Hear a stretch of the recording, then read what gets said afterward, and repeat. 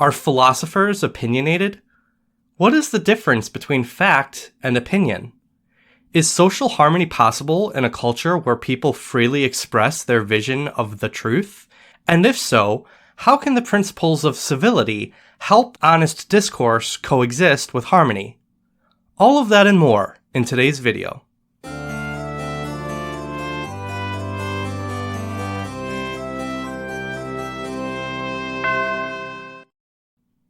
Am I opinionated? Far from being just a rhetorical question to kickstart this video, it's a serious point I've genuinely been reflecting on as I've worked on this channel. There are many people in the world who hold ideas they firmly believe are good and will benefit humanity if put into practice. However, as mentioned in my previous video, Should We Share Our Beliefs?, there are also philosophers such as Karl who worry that possessing a strong sense of certainty and attempting to impose that sense on others can be oppressive. In the wake of my last video, I received a lot of commentary from viewers that sharing one's beliefs can lead to being opinionated, causing unnecessary conflict with others, and jeopardizing the fabric of social harmony. Quite a few questions were raised.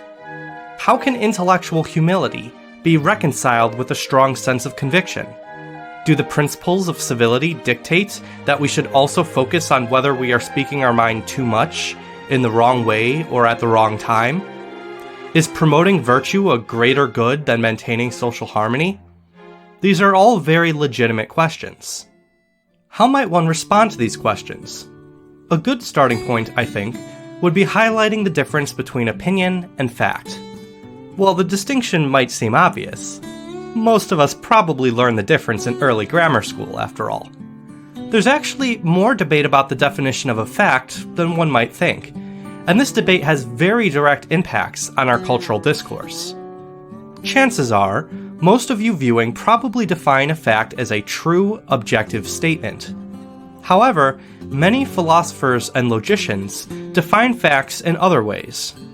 Some argue that facts are objective statements which, irrespective of whether they are true or not, are capable of being verified by empirical evidence. Some argue something similar, but instead maintain that facts must be falsifiable rather than verifiable.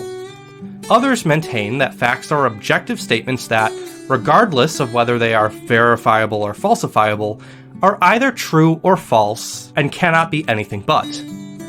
The differences between these definitions are significant. They differ, for example, on whether a significant number of religious beliefs can be called facts, but the one thing they do agree with is that facts are objective. Opinions, on the other hand, are subjective, i.e., matters of personal taste, feeling, or preference. Why do I highlight this? Well, very often in modern discourse, people erroneously suggest that objective true-false statements, for which there isn't universal agreement, are actually subjective opinions, when that isn't actually the case. The existence of God, for example, isn't a matter of personal preference, although preferences can impact whether one wishes God existed or not. But rather, it's an objective reality that is either true or false. The difference matters, because if we suggest that being opinionated means sharing opinions with strong conviction, then using the erroneous definition of an opinion, one can only share views with conviction for which there is already a significant consensus. Public discourse, in other words, becomes limited by the beliefs of the majority, notably independent of whether the beliefs of the majority are true or false. This can beget grave consequences if the view of the majority is harmful, contrary to reality, or discriminatory against minorities. If statements of fact aren't necessarily a matter of near-universal agreement, then how can one maintain an authentic sense of intellectual humility while simultaneously retaining a strong sense of conviction? Well, apart from the recommendation included in my last video, namely that we should keep in mind the very real possibility that we are wrong, even if we don't believe we are, a great starting point would be emphasizing the difference between principle and preference. Principles are rooted in fact, while preferences are rooted in opinion. it is good to be principled and ground yourself in facts, assuming you genuinely care about the truth and thus don't base your principles merely on what is pleasurable, self-serving, or personally convenient. But being overly rigid about preference and imposing your preferences on others without taking into account opposing points of view can be unhealthy. One of the key areas this becomes relevant is in matters of public policy.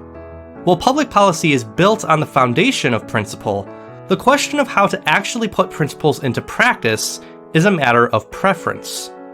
Two people may agree, for example, that the economy ought to be structured in such a way as to increase the size of the middle class, but they may disagree starkly on how to actually achieve that goal. Sticking to principles, while being open-minded with regard to preference, means patiently and sincerely listening to different points of view, while recognizing that your preferred method might not actually be the best way to achieve the goal in question. It also means being humble enough to acknowledge that you might not always be the one to propose the best solution. Societies that maintain both strong convictions about principle and humility in matters of preference tend to have healthier, less polarized political discourse. Opposition is less likely to be characterized as evil, for example, if rejecting the efficacy of a particular policy doesn't automatically produce the assumption that the opposition also rejects the principles behind the policy. Speaking of healthy, less polarized political discourse, what about the issue of harmony? One of the objections raised to my previous video is that vocalizing one's vision of the truth risks harming social cohesion. We've talked at length on this channel about the principle of civility and how it should govern both public and private discourse. But how does civility factor into harmony? Well, a good place to start would be defining the concept of harmony. Since harmony tends to be emphasized more in communitarian societies, we'll look to a communitarian society as our example. According to the Chinese philosophy of Confucianism, harmony is a social state of balance wherein individuals exist well together because they interact with respect and compassion, upholding the virtues of benevolence, ritual propriety, filial piety, loyalty, reciprocity, and righteousness. While exhaustively examining all of these principles is beyond the scope of this video, one point I'd like to emphasize is that Confucius saw righteousness, i.e. doing what is right and just, as a necessary foundation for social harmony. Without righteousness, you won't have fairness, and without fairness, you will necessarily beget discord. As a quick side note, Chinese society, as with many other societies, does not operate in accord with the principle of only one philosophy, but rather a synthesis of multiple philosophies. That said, I'd like to note that the Chinese philosophy of Taoism emphasizes internal harmony and harmony with nature by means of spontaneous virtue and acknowledging the complementarity of opposing parts. And Sun Tzu, the author of The Art of War, wrote that the consummate leader cultivates the moral law. So, how does sharing one's vision of truth impact harmony? Well, so long as one is upholding the principles of civility, i.e. maintaining respectful, charitable, honest, and just interactions between people who may disagree, and intellectual humility, i.e. acknowledging the possibility that one is wrong, and distinguishing between principle and preference, then sharing one's vision of truth should bolster harmony. A society cannot experience true harmony if it does not agree on basic principles, especially those as fundamental as virtue and vice. See the polarized discourse of the modern day. And a society cannot agree on basic principles if discussions about principle never happen. On the flip side, if a society does already agree on principle, true harmony cannot exist if those who disagree are never allowed to be a part of public discourse. While it is understandable to elevate and promote certain points of view above others, shutting down all opposition just leads to persecution of minorities. And persecution, far from promoting complementarity between opposing parts, or promoting interpersonal interactions based on respect and compassion, merely imposes a rigid authoritarian uniformity. What about on a smaller scale, like conversation with friends and family? One of the main criticisms presented in response to my previous video was the idea that, while sharing one's beliefs can be good, it can cause harm if done too much, in the wrong way, or at the wrong time. What is the proper way to share one's beliefs in light of these concerns? Well, there isn't really a black and white answer, as a lot of that will be based on social custom, and customs differ from culture to culture.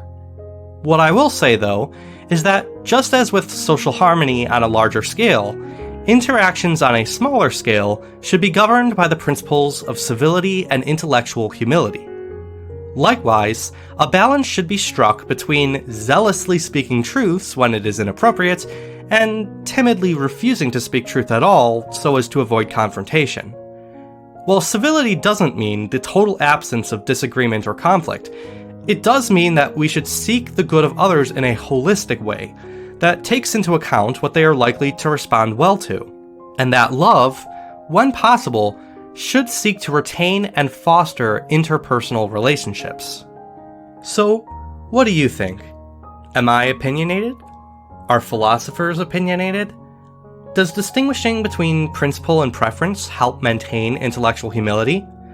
Can sharing the truth aid rather than undermine harmony? I'd love to hear your thoughts in the comments below. If you like this video, don't forget to subscribe and hit that bell so you can be notified when new videos are released. Also be sure to like this video so that YouTube recommends it to others. If you'd like to support this channel for as little as $1 a month, you can also become a supporter on Patreon. Links in the description of this video. I look forward to the philosophical journey ahead with you. While navigating the complexities of social customs can be tricky as you seek to promote the good of others and make the world a better place, a little bit of civility and humility can go a long way. Seek the truth, maintain harmony, but always remember, the uniting principle of all good done for others is love. Peace be with you.